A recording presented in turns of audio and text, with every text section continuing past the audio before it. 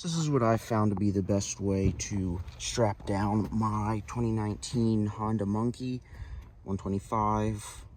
This will work for some other motorcycles, but not all of them, for reasons that I will get into later. So the most obvious thing that, everyone does is just strap from the handlebars onto some type of mount on both sides. These straps work nicely. They're these orange straps. I think they're like Hall Master or something. They're from Tractor Supply. But they're especially nice for motorcycles, just so that this part doesn't, scratch your bars or anything. But you probably could use just regular straight up hooks on these. It's one of the only places on this bike you can really hook to, strap up down from. You could try around the fork here, but I found that these hooks wouldn't slide through there. So the most important part about this really is this block here. I used a rubber wheel chock, like the kind that you get from Harbor Freight.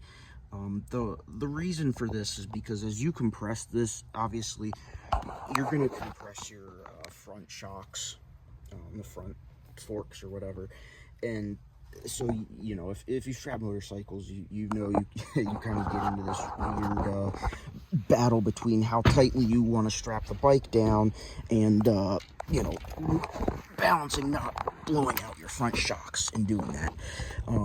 So by sticking this rubber wheel chock in between here, that prevents it from resting on the suspension at all, and it's just wedged in between that. You've got to be careful with doing that, though. That only works on this one because it has this brace here on top of the fender. Some bikes, like my old Grom, had the fender attached to the actual wheel, so it doesn't work for that. It works for some dirt bikes, but a lot of motorcycles it doesn't work. You have to be very careful about the front fender. You can always take the front fender off and use whatever you use against the I guess the forks, the top of the forks there. That might work. But yeah, and you can use pretty much anything to wedge in there.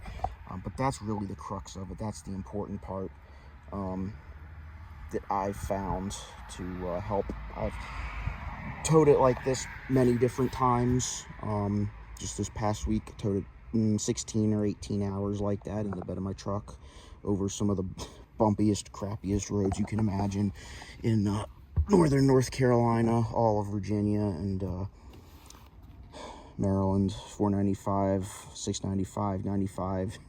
Those are some of the bumpiest, shittiest roads that you could possibly drive on, and it stayed nice and straight. The only other thing I would add to this, if you can get something to kind of keep the front wheel straight, to make sure it stays straight. I guess I kind of just lucked out that it didn't move at all. But yeah, if you can get like a wheel chock or just 2 pieces of wood to put on either side to prevent the front wheel from turning, then that would be even better. But yeah, just use 2 straps and then the rubber wheel chock to prevent the shocks from compressing and blowing out. And that's worked great for me so far. Can't complain. Hopefully that's helpful. Any questions, feel free to give me a holler, and I'll help you in any way I can.